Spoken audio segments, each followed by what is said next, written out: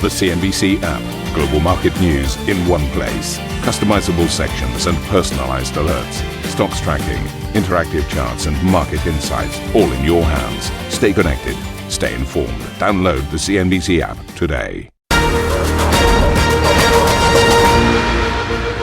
A very warm welcome to this Monday edition of Scorebox. I'm Steve Sedgwick, and these are your headlines.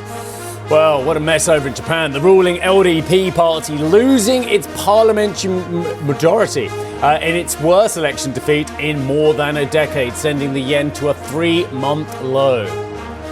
The German Finance Minister Christian Lindner tells our very own Karen that Europe must be prepared for a Trump election victory and the consequences that could have on relations. The elephant in the room is the policy perspective in case of a Trump administration. We need diplomatic efforts to convince whoever enters the White House that it's not in the best interest of the US to have a trade conflict with the European Union.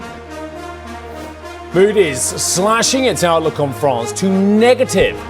Well, that was inevitable as well, wasn't it? Citing a worse than expected fiscal deterioration whilst warning of a growing risk the government will be unable to curb wider deficits.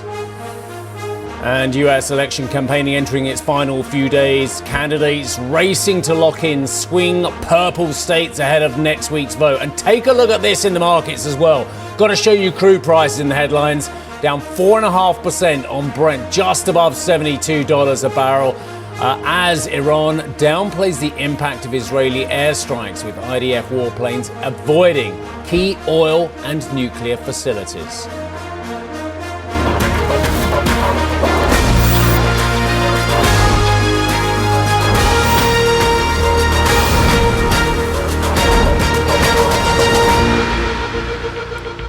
I love news flow. You love news flow. That's why you're watching the show. And my goodness me, I've got it on the political front for you. I've got it on the economic front. I've got it on the fiscal front. I've got it on the earnings front. Let me just tell you right now, if you don't care about all that stuff, turn over. Watch something else. There's some sport on other channels. I'm sure there's other stuff going on. This is a fantastic week of news flow. We've just had this stunning result in the Japanese election. We've got the last full week build up to the US election. We've got an enormous fiscal event in the United Kingdom this week. In terms of earnings, massive companies like Philips reporting. I'll speak to the CEO in a few moments' time on this one as well.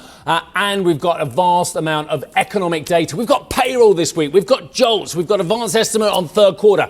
As I say, let me give you all a warning. If you're not excited about this stuff, just go and watch something else. There's loads of other good stuff out there. This is where you want to be, though, if you want to watch all that stuff. Right, let's get on with it. Japan's ruling coalition has lost its parliamentary majority following the country's general election over the weekend.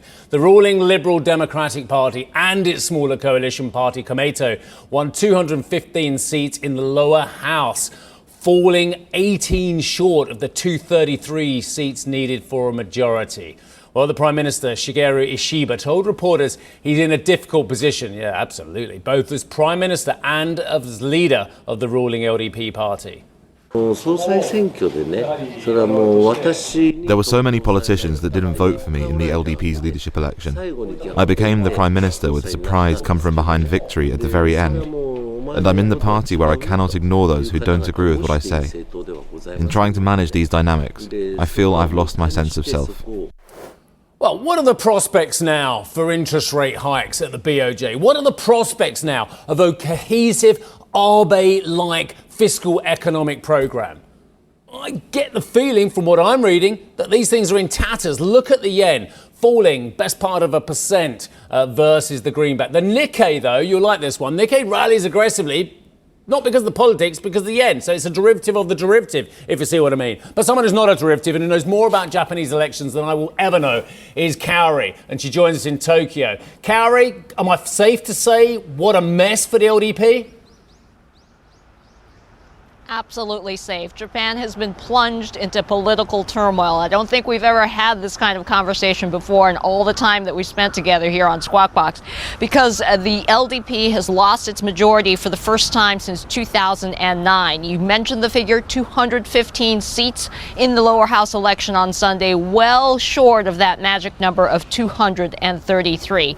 The Prime Minister Shigeru Ishiba is holding on to his job. He is going to be under pressure from within his party, particularly from the Conservatives, and also the opposition, who was a big winner in this race, the Constitutional Democratic Party of Japan, winning big in this election. So the next move is trying to form a coalition or trying to find buddies who you can team up with to get legislation over the finish line. And if they have to do that every time, they're going to be spending a lot of political capital. And it looks like some of the economic stimulus package that Ishiba is talking about, I mean, he's only been in this job for less than a month, could be very, very difficult indeed, because the opposition right now is playing it very coyly and saying, look, we have no plans to join you. So he may have to do this on an ad hoc basis. But, over the last 70 years, the LDP has ruled except for 4 of those years. So they are known for their longevity.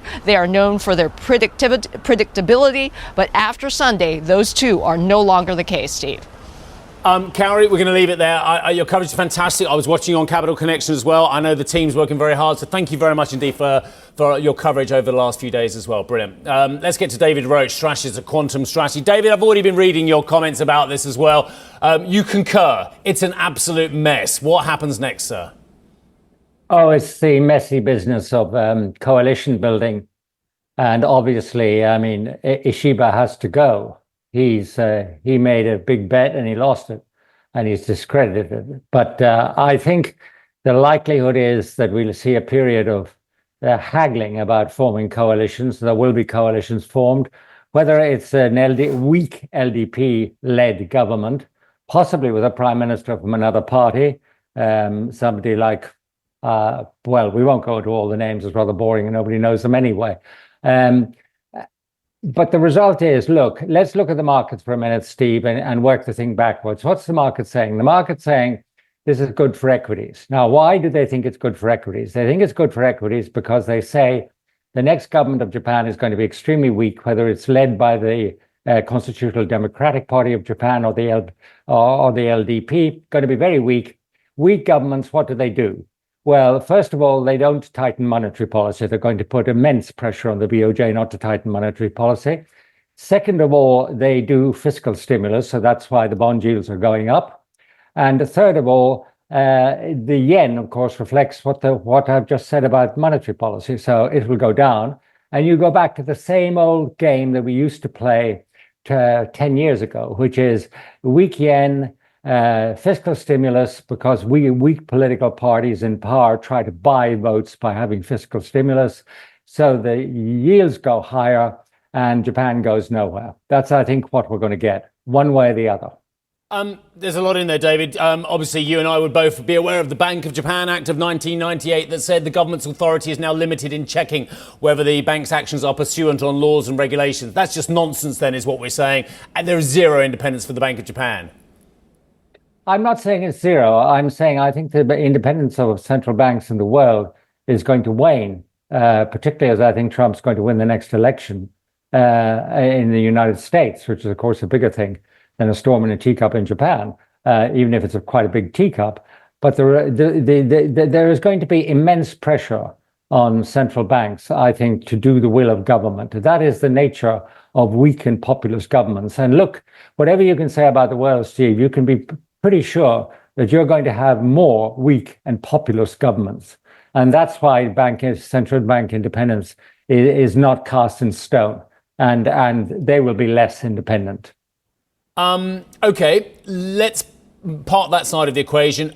The equity side, knee-jerk, yen lower, against greenback, people start thinking again of the joys of the carry trade, especially when the other side of the equation is that there is a lot of people thinking the dollar's stronger for a whole host of reasons as well, good and bad as well. Why are you cutting back Japanese equity exposure specifically, given actually the weak yen benefits so many of those companies?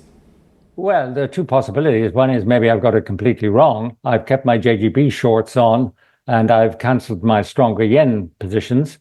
But I don't like buying equities on the basis of economic fundamentals which are coming out of the government and which are fundamentally unsound. Now, we haven't seen all that happening yet, but you can see, and I can see, the only reason for Japanese equities to go up from here is because the yen will be weaker and because investors believe their weak governments will have more stimulus plans. That's the only reason. Well, I don't buy into that sort of equity position because I don't think it's fundamental. When you buy Japanese equities, you should be buying them because they're doing something good about their companies and they're making shareholders, they're creating wealth for shareholders, not because of shenanigans of weak coalition governments. That's why I'm not, filling my boots, as they say, with Japanese equities. Yeah, David, I think it was your copy I was reading. The fact of the matter is the ramifications from one of the most important economies having a political ruction at the top has been incredibly limited across the Pacific and elsewhere globally as well. Do you think that will still be the case? Or actually, should our viewers, should your clients actually be paying a lot more attention with their global portfolios to the ramifications of this political quagmire? I think that is true for this political quagmire in Japan. Of course, it's bigger in Japan than it is outside Japan. But let's face it, if you're a big Japanese institution, you're not going to continue cancelling your carry trades and bringing money back to Japan with this sort of ruckus going on at home. That's one reason. The other reason, I think, to Steve, which is a broader one, which is the disconnect between market volatility and macro or geopolitical volatility is now complete. There's a complete divorce. That is because macro geopolitical events are not creating enough economic damage to influence markets. But that will obviously change in the next year enormously. It'll change probably with Trump as president, tariffs and ripping up alliances. And it will probably change because the Israelis have told Iran, well, if you lie quiet for a few months, you can stay quiet. But they're going to go after Iran next year and after its nuclear assets and after its oil assets. So, I mean, you have seen a period in which I have never seen such a greater disconnect between macro uncertainty, geopolitical volatility, and market volatility. And that cannot last. David, I concur. You and I have been around long enough to see the ramifications of very small events globally and what it can do compared with the very big events we're seeing at the moment that are doing very little. Another issue you've been talking to us, in fact, no, let me start off with elections, actually. I think I've got a chance for two questions with you.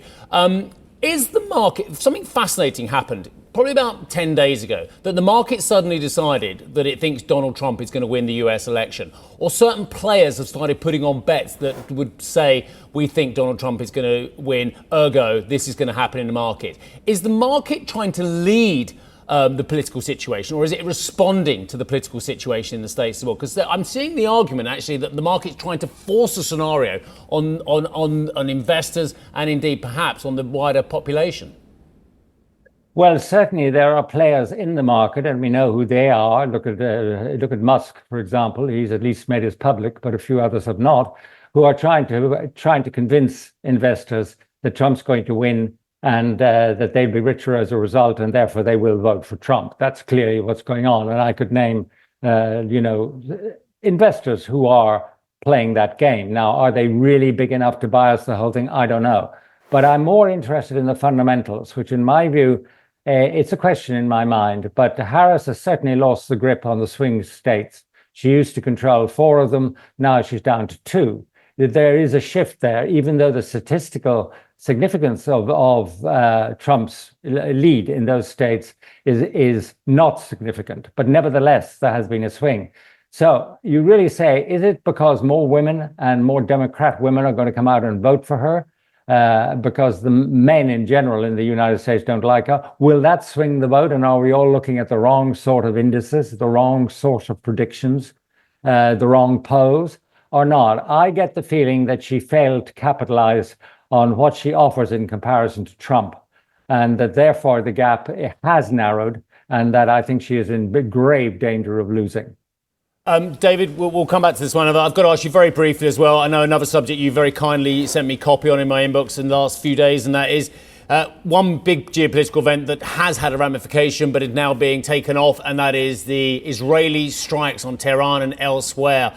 in Iran as well. Limited strikes. It appears that they've listened to their American backers in many ways, although Netanyahu's saying America doesn't dictate our foreign policy. Oil price coming off. Is this a short-term relief, or actually do you think actually there's more to the downside for the oil price, given what we've seen over the last 72 hours? Well, war can always be an accident. If the Iranians are foolish enough to launch a large attack on Israel and kill a lot of Israelis, I think the ultimate war could happen immediately. The ultimate war is when Israel takes on Iran and tries to decapitate the state and replace the mullahs by destroying its oil production and its nuclear arsenal, or attempted nuclear arsenal in the making. If that happens, and I think that is inevitable within 12 months, then what you've looked at here is a limited strike because the Americans put the weight on the Israelis. I don't care what Netanyahu said. And once the election is over, then you are basically in the run-up to the wider war. So I wouldn't say that's out of the window. I'd say it's a typical example of geopolitics not having economic spillover effects because the strike was limited on this occasion and did not affect the supply of oil or anything else. But don't expect that to be the story for the whole of next year, because it will not be. So I always love speaking to you, know that. I would do it on camera, I'd do it off camera, and come and see us. I'll make sure that the producers give us half an hour. We have a proper chat, David. So lovely to see you, my friend. Okay, I've just put a little bit of on-air pressure on them as well. The director's chortling away as I've just said that as well. So I'll be held to that one now. David, lovely to see you, my friend. David Roche, strategist at Quantum Strategy. Not bad. It's only 15 minutes past the hour and I've got in trouble with the producers already. Good work. The US election is now just over a week away, as we mentioned, with Kamala Harris and Donald Trump making some of their final campaign stopovers this weekend. Trump headlined a rally at New York. Look at that. Gosh, just look at the pictures once rather than me talking. That was huge, wasn't it? Trump headlined a rally at New York's Madison Square Garden on Sunday. The state where he made his name, of course, as a celebrity real estate tycoon, but which hasn't backed a Republican candidate since 1984. On the other side of the aisle, Harris spent Saturday campaigning in, well, the swing state of swing states, Pennsylvania. Right, speaking to Karen on the sidelines of the IMF World Bank meetings in Washington, D.C. last week, Germany's finance minister, Christian Lindner, said Europe must be prepared to respond to the prospect of trade tensions and a revised US foreign policy outlook should Mr. Trump return to the Oval Office. I'm very concerned. Fragmentation in consequence of sanctions against Russia, okay. Fragmentation, marked entry hurdles because of critical infrastructure, I think this is acceptable.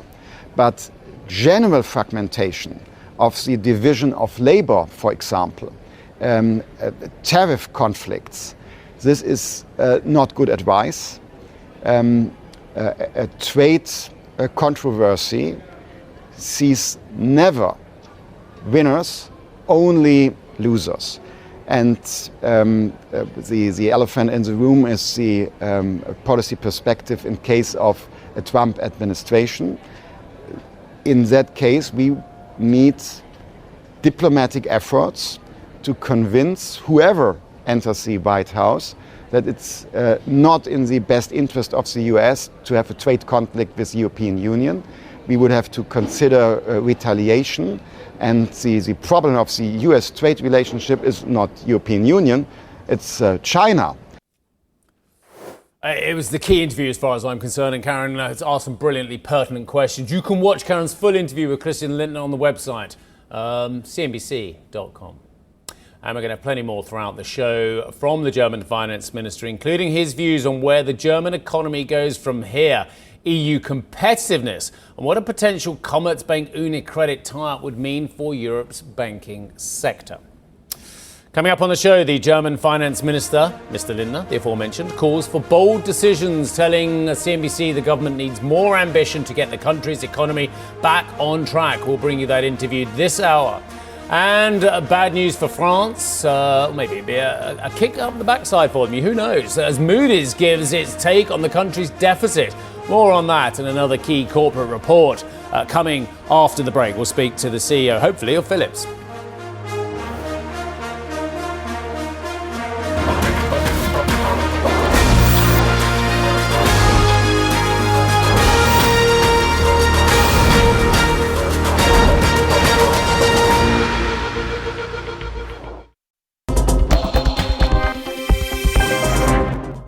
I've got the second quarter results of Philips in my book. I've got the third quarter from today as well, and it's tough out there. Third quarter revenue falling just short of expectations, 4.4 billion euros. The Dutch health tech group lowered its full-year outlook, citing weaker Chinese demand. Always learn something speaking to Roy Jacobs, CEO of Philips. Hi, Roy. Lovely to see you, sir. Let me just go straight for that point as well. The comparable sales in the second quarter, I've got here, up 2%. Comparable sales in the third quarter, down 2%. How bad is China, Roy? So the third quarter was giving us two parts. One, we saw very strong margin improvement. That was actually 160 basis points up. And on the sales side, as you call out, we had a flat sales growth on the back of further deterioration in China. Actually, the rest of the world was in line with our plan and shows solid growth, but China further deteriorated. And that was both in consumer, where we see slowing of consumer confidence, resulting into slower sellout, especially also leading up to the big day 11/11, and as a result, slower sell-in and sales in China. On the healthcare side, we have continued impact of the anti-corruption measures, which actually keep the market at a low point. So that combination really had an impact in the quarter on our total sales globally, and that also caused us to actually adjust our outlook for the full year for sales, including China, to around 1% now. At the same time, we actually said that the margin outlook remains very strong, building on a continued momentum that we have had so far in executing our plan. So despite that sales adjustment, our margin outlook remains strong, and also the cash outlook we confirmed within our guidance. So we keep very much focused on executing our plan, but we need to take a new reality of China into account, and that uncertainty that unfortunately we have been seeing before kind of remains, and now actually is also adjusted in our outlook. Roy, there's a lot of stimulus gone into China, but the facts on the ground from companies such as yourself and a whole host of others is that things are getting worse in China. That's my words. Is that the case, though? I mean, second quarter to third quarter, that appears to be the case. China is not stabilising. China's getting worse, is it? So our assumption indeed was that it would stabilize in the second half. That also actually fed our outlook. And we saw a deterioration. Now, that is especially on the consumer side, where things also can evolve rather quickly once you see that demand remains low and then people adjust to that new reality. It also means that for the long run, actually, it can come back at a certain point in time in a quick manner. But the visibility is at this point in time very low. So whilst we believe that China fundamentally remains an attractive growth market for us, so it's a matter of when that comes back, not if it comes back. And that currently makes that we need to focus on driving growth out of other places in the world. Healthcare is in a big crisis. 3 weeks ago, I was in Indonesia. I was really rallying around how we can help the Indonesian healthcare sector, and they're investing in growth. Also going back to North America, I was there last week, Canada and in Chicago, talking to hospitals, big shortages still of staff. North American market is strong, also is strengthening, and we see momentum dialing up there further. So you see that the world has different speeds of growth. We need to adjust to a new speed of growth in China for the moment.